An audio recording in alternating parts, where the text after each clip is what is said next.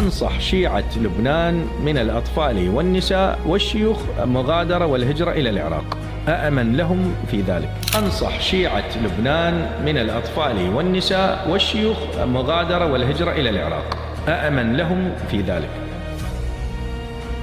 أكرر، وفق الأحاديث إذا حصل ذلك سيقع البلاء على شيعة لبنان وعلى شيعة سوريا، وستشتعل حربا طائفية لن تنطفئ، لأن سيكون الطريق واضح.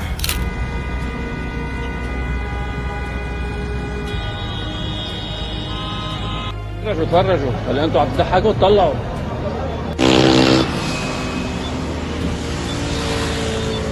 كم حالة سابقا قلت وتحققت بحذافيرها، حتى بدقة قولي قلت لهم راح يطبون مشي لدمشق وتحققت. ما عندي معلم ومو كلاوتشي، إنما أقرأ الحديث بإخلاص فالحديث يخلص معي. موش أحكي لك أني، هم العلويين لو كانوا سمعوا كلامي من قبل سنة وحدثتهم بالعين والأثر راح يدخلون مشي على سوريا وطلعوا من سوريا. لو سامعين كلامي ما كان مات واحد من عندهم. الآن سيطر على حلب وسيطرت على دمشق وفلسطين وحمص وحلب، كلها مسيطر عليها. باقي اثنين، جزء من دمشق اللي هي لبنان والأردن. هاتان الدولتان بقيتا لتحقق مسمى الكور الخمس. دمشق ساقطة، باقي الجزء الآخر من دمشق التي هي لبنان. لبنان أرض من أرض الشام، وضعيا قسمت وسميت لبنان، فلبنان وفق الحديث يجب أن تسقط بيد الإرهابيين، لأن دمشق سقطت وباقي جزء منها لم يكتمل. طرابلس كتلة حقيرة من الناصبة، أكلهم شربهم منامهم حقد دفين على الشيعة دينيا، يؤمنون بالبغض الشديد على الشيعة.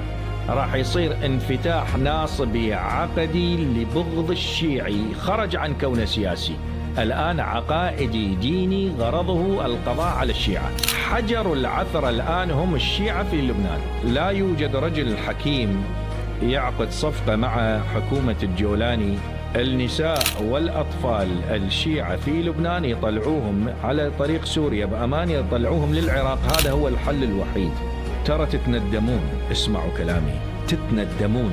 على الأقل الأطفال والنساء خلي يطلعون إلى العراق، هذه للمرة المليون، لأنه لا تراها إلا وقد فقدت السيطرة، وبعد ما يبقى يعني حتى طريق للذهاب إلى مكان آمن. سنة العراق سيكونون بلاء على العراق، هذه للمرة المليون. والوحدة الوطنية التي ينادون بها نعال عتيق على رؤوسهم، أجل الله السامعين. هذا كله كذب. خلي يصير الوضع ديني وذاك الوقت تشوف. العلاج أن جميع السنة يطردون من العراق ويذهبون إلى سوريا ولبنان، وجميع شيعة سوريا ولبنان يجون إلى العراق بدالهم. الكل يعيش بسلام، لا طائفية بعد، ولا الخوف على العلويين، ولا الخوف في تقية. دول شيعية احنا نعيش وهم يعيشون بسلام وفي امان الله. فأخوتي الكرام، العالم يسير إلى نهاية الزمن، والعالم يسير إلى نقطة النهاية في خطين متوازيين، خط نقطة العدل المطلق وخط نقطة الظلم المطلق. أثره، ترجمته، واقعه نراه بأم أعيننا، نراه بأنفسنا. تذكر من كنت أقول لك بعد هاي كلها ترتفع ستكون ترى الدليل بأم عينك.